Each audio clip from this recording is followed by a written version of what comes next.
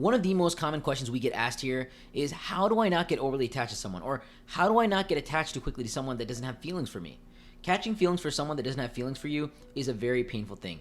Look, getting attached to someone is almost always a bad thing. It rarely, if ever, ends up working for you. In fact, in many situations, getting attached will actually push your partner away. When somebody thinks they have you all figured out and they know every single detail about you, or they have complete control over you in an emotional aspect, then they begin to lose interest in you and value you less. If they can get you however and whenever they want, the chase stops and you become taken for granted. The neediness, the overwhelming nature to constantly cater to them, like that stuff can be weird.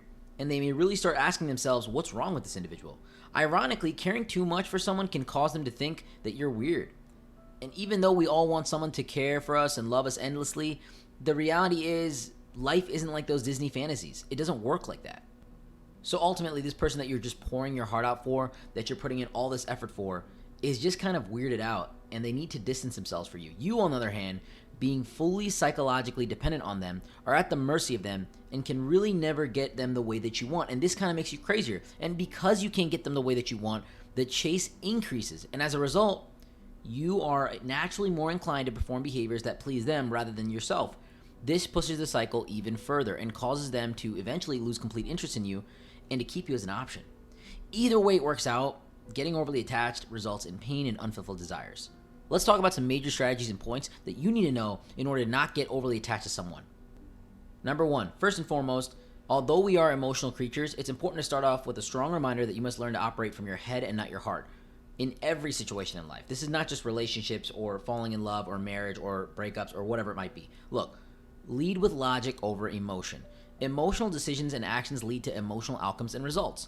While your emotions are biologically relevant to guide you, you must understand that your emotional reactions are not always what you should rely on in the modern world.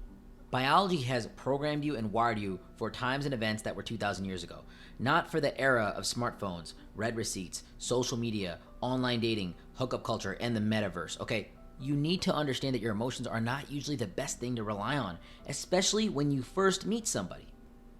When you meet someone for the first time, you're more likely to fall for a person who actually isn't that person. Think about what I'm saying here. People are statistically more likely to lie and exaggerate during their initial interactions, and they're usually in a mindset to please you. Nobody meets somebody new and tries to set off a bad impression. They're usually on their best behavior, and they try to create a positive outcome from the situation. This is all good and all, but people will lie and be dishonest and exaggerate about who they truly are. Once you start getting more comfortable with them, and you start to see their true colors, which actually may be good in certain situations, but most of the time they're not as good as you think they are, the reality of who that person is will eventually set in, and you'll start to understand who they really are. But at that point, you'll be too attached to where those feelings and that chemistry is already locked in. It's a very dangerous thing to put yourself in this position. That being said, there is a massive tendency to overlook negative characteristics in an individual when we first meet them as well. We are usually in a honeymoon phase for the first 3 to 6 months when we meet somebody. Whenever you meet somebody new, the honeymoon phase starts. This phenomenon of overlooking flaws and the dopamine-induced drip from biology for 3 to 6 months is all in an effort to reproduce. Guess what, guys? Biology doesn't really care if you find true love. Biology wants you to create more genetic copies for your gene pool. So it's going to use your emotions, which are the strongest and most effective way to alter your behavior, to say, hey, this person is wonderful. Let's try to invest in them emotionally, which then turns to physical, which then turns to reproduction, which then turns to increased copies for our genetic pool in the form of babies and genetic variation.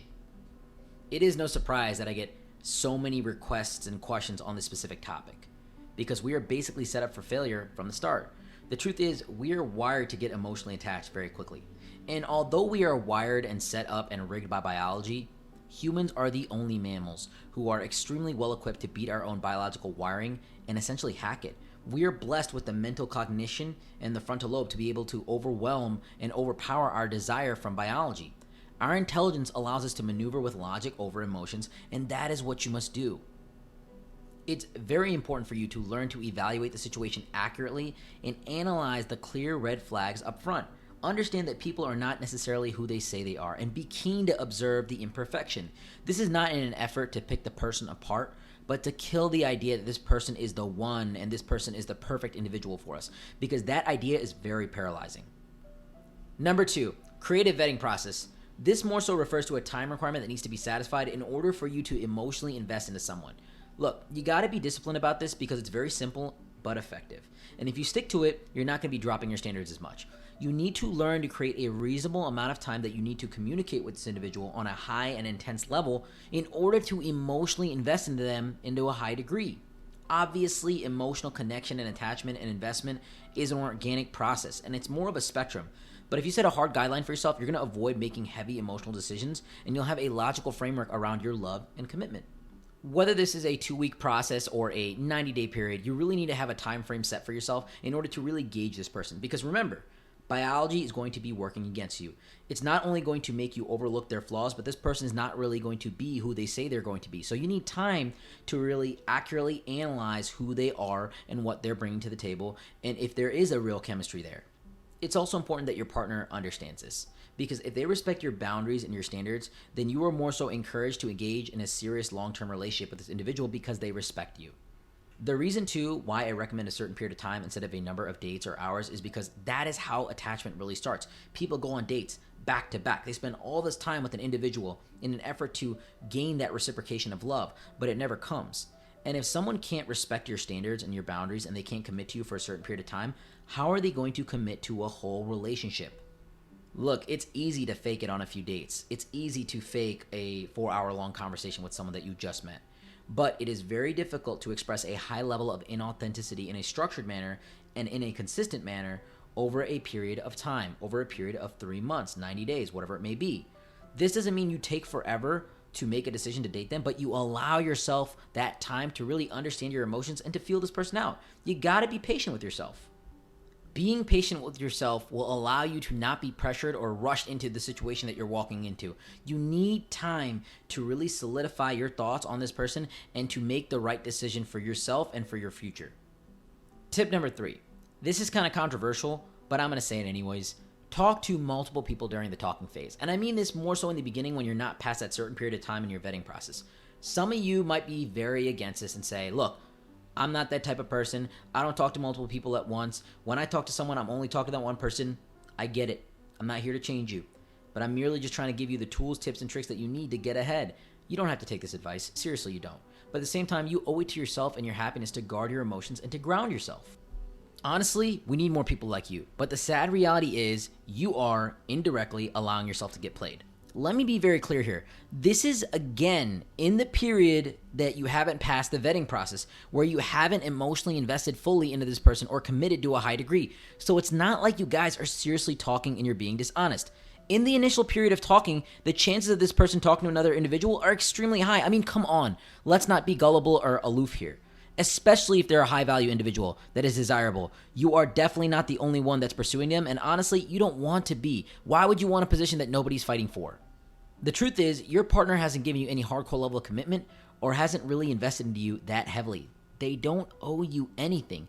So stop trying to please them and cater to them already by talking to them and them only. You're already beginning the attachment. You need to keep a healthy rotation of individuals that you're talking to because dating is really a numbers game. You have to interact with multiple people to really find out who you resonate with and have a strong level of chemistry with. And it's usually a 1 in 100 type situation where 1 out of 100 people you talk to will really be suitable for you to pursue a long-term relationship with. When you're talking to multiple people, it's really hard to get emotionally attached to just that one person. So make sure that you keep your options open. This will not only protect you from heartbreak, but it'll actually help you make a healthier decision for the individual that you end up taking seriously. You need experiences and situations to compare and contrast what you like and what you don't like. Be sure to talk to multiple people in a healthy and transparent manner in the beginning of the talking stage. Obviously, when things get serious, you will naturally and moralistically have to cut the other people off. But if you're serious about the person that you want to be with, this will be very easy to do, and you'll be able to create commitment with ease. Tip number 4, never prioritize your relationship. I don't care what anyone says. You know how many people I talk to on a day-to-day basis that say that their wife or their husband is the most important thing in their life, that their marriage is the most important thing? Look, a lot of you are so wrong for that. The person that you're dating or talking to should be in a position that's closer to 4 and 5. Let me explain. I know that sounds really bad, but let me explain. You have to be number 1. No exceptions. Your mental health, your emotional well-being, and the overall happiness that you have for yourself is the most important. Number 2 should be your goals, your vision, your career, and your financial stability. You have to be able to provide and take care of yourself while you're pushing towards your higher purpose. Whatever your purpose is in life, You have to ensure that you're feeding it because it ultimately feeds you. Your career is absolutely paramount because without a steady income or a level of growth in your career, you will be mentally and emotionally destroyed. You must learn to take care of yourself before you take care of another person. Number 3 should be your family. And in a situation that you aren't very close with them or you have some family problems, look, I get it. Maybe this doesn't apply to you. But for most people, your family is always going to be there for you. And as a result, you must learn to put them higher than everybody else. Number 4 is your friends and the significant people in your life. Look, the quality of your friends can really influence the quality of your life. Your friends were there before your relationship, and the truth is, they're probably still going to be there if in case it fails. I've been to my friends' weddings, and I've been the same person they come to when they need to go through a divorce. Their husband and wife was a temporary thing, but I'm always going to be there for them. Your friends are very important in life, and in some situations, the person that you are talking to can also be a friend. So this can overlap to some degree, and they can fit into category number 4. But look, the terms boyfriend, girlfriend ironically means this, but in most situations, the person that you're talking to is going to fall into position 5. So this is why I say that the person that you should be talking to should fall into category 4 or 5. Seriously, people think it's such an insult, but in reality, it's a high position. I mean, it's still top 5. That's very high, and they can move up, or down, I should say, in this scenario. Obviously, if you develop a strong relationship and chemistry with the individual, they can move down to position number 4 because they're no longer just a significant other. They're also someone that you vent to, that you rely on, and that you care very deeply about as a person and friend. If you end up marrying them, then they really move up to category 3, which is family. And if this marriage and relationship is very strong, then we'll most likely be involved with building, growing, and cultivating growth in your life that align with your goals, careers, and vision. They then move up into category number 2, but you must always still be number 1. You must always be your first priority. Never prioritize your relationship over yourself. That is an easy way to lose everything that you are, including your happiness. Tip number 5. Have a life outside of your relationship. Having a life outside of your relationship is not only very attractive, but it's also one of the most effective ways to not become overly emotionally attached. Your relationship should add to your happiness. It should not be the source of your happiness. You must create a lifestyle that generates that happiness for you and not be emotionally or psychologically dependent on an individual or a relationship to generate all your happiness. You should never cancel your plans to go hang out with this individual. You need to make sure that you're in touch with your friends and your life that you have created for yourself. I had buddies of mine that will go missing once they found a relationship, only to come back later heartbroken and destroyed. Guess what? They prioritized their relationship too much and relied on that individual in that situation to bring them all their happiness. Big mistake. It's important to have a balance and to incorporate this person into your life when it's appropriate, when they pass the vetting process and all that stuff, rather than to change your entire schedule based on your relationship status. Make sure that you're always busy and engaged in your life. Look, this is going to allow you to create healthy relationships with your friends, your family, your peers, and yourself. Go to the gym, read, meditate, meet up with friends, have some hobbies and extracurriculars. Always be trying new things. People who get emotionally attached become emotionally attached because they usually don't have a lot going on in their life, and they gravitate towards a relationship. Inject these healthy habits into your lifestyle and activities that keep you busy because it'll create a sense of balance and flow. A busy individual does not have time to be obsessed over someone that does not care. They got shit to do. Number 6, don't hang out with them every day. Kind of piggybacking off what I just said, you have to learn to take things slow and move at a healthy pace. People who get overly emotionally attached usually have an amazing whirlwind romance. Staying up till 4 a.m. on the calls, spending all day with them and all night with them, and becoming so intertwined, aka dependent on the relationship. Take things slow. Stop trying to rush the process and instead trust the process. Start off by seeing them maybe once a week or maybe twice at most. Slowly increase the consistency, but for real, you should not be seeing this person every single day unless you are dating. Even if you are dating, I wouldn't recommend seeing this person every single day unless you have a few years under your belt in the relationship and you have that serious level of compatibility. I'm not going to stretch it out or extrapolate too far because what we're talking about again is getting overly attached. Look, people try to play marriage right off the rip with this individual and they're with them 24/7. No, give it space. Be busy. Stop trying to talk to them and think about them every single second. Don't text them all night and day. Don't abandon your friends. Don't let them become your main focus. Keep up with your interests and do not let your life revolve around someone that isn't even committed to you. Chill out. Ease into the relationship gradually, and once again, move slowly. Focus on your relationships with yourself and your rotation and roster, and keep yourself grounded during the talking phase until it is clearly evident that they have demonstrated that they are capable of reciprocating your love openly and engaging in a high level of commitment. And most important thing to focus on here is actions over words. Tip number 7. You're not going to like this one. Don't get physically intimate. I know this is insane for a lot of people in the hookup culture that we're in, but seriously, this is so effective and it's huge, especially for women. You know why friends with benefits and no strings attached hookups rarely ever work out or turn into long-lasting relationships? Because people catch feelings, especially after being physically intimate. Especially one party catches feelings and the other one doesn't. When you have sex with someone, you're spending time in a private environment with them in a highly intense dopamine-driven reaction that solidifies an immense degree of positive reinforcement in your mind. If you're honestly going for the hookup and non-emotional sex, then bravo for you. But this podcast probably is irrelevant to you to begin with. Let me remind you why we are here. You are here because you constantly invest too much or too quickly into an individual who has not done the same. Jumping into the sheets is a surefire way to build attachment. Sex is a wonderful thing, but it's important to limit it in the beginning phases of the relationship. I get it, we all want to have sex, but whether you like it or not, sex creates attachment, and the more sex you have, the stronger the attachment becomes. And this is particularly relevant to the people that are getting attached too quickly. It's to decrease the level of physical intimacy that you have with the individual until you get the commitment that you need from that individual. Tip number 8, don't give up your control.